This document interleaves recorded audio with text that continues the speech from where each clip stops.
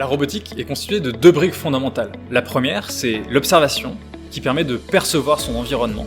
Et la deuxième, c'est l'action, celle qui permet au robot d'agir sur cet environnement. L'action, c'est quelque chose qu'on sait faire depuis des décennies, notamment avec les robots industriels qu'on voit.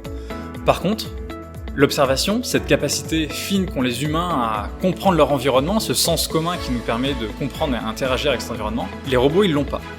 Et du coup, pour débloquer les usages de la robotique, chez Visual Behavior, nous nous sommes concentrés sur l'observation en créant une technologie de cortex visuel artificiel. Chez Visual Behavior, j'occupe un poste d'ingénieur de recherche avec une composante recherche.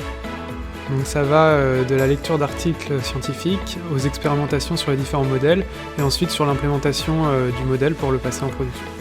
Alors, dans mes recherches, je me suis intéressé à des problèmes de vision par ordinateur. Tout d'abord, je me suis intéressé au mouvement des objets en général avec le problème du flot optique et ensuite au déplacement des humains, plus précisément avec l'estimation de pause et le tracking de pause.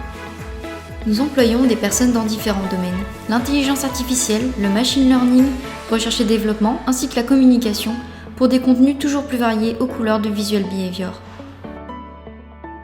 Chez Visual Behavior, nous sommes proches de nos valeurs, l'éthique, l'engagement, la passion, et nous avons également un grand sens de l'esprit d'équipe.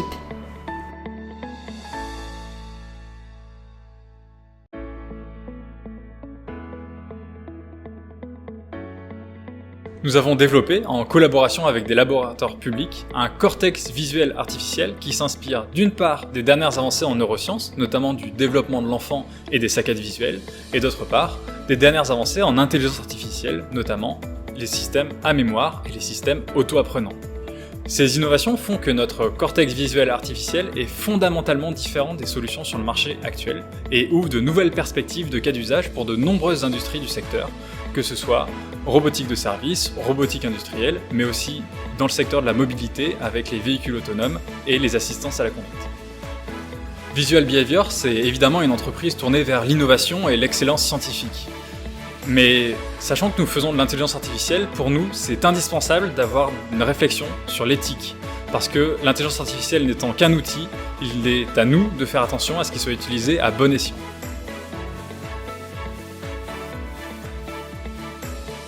Alors moi je choisis Visual Behavior parce qu'il travaille dans le domaine de l'intelligence artificielle et du traitement d'images.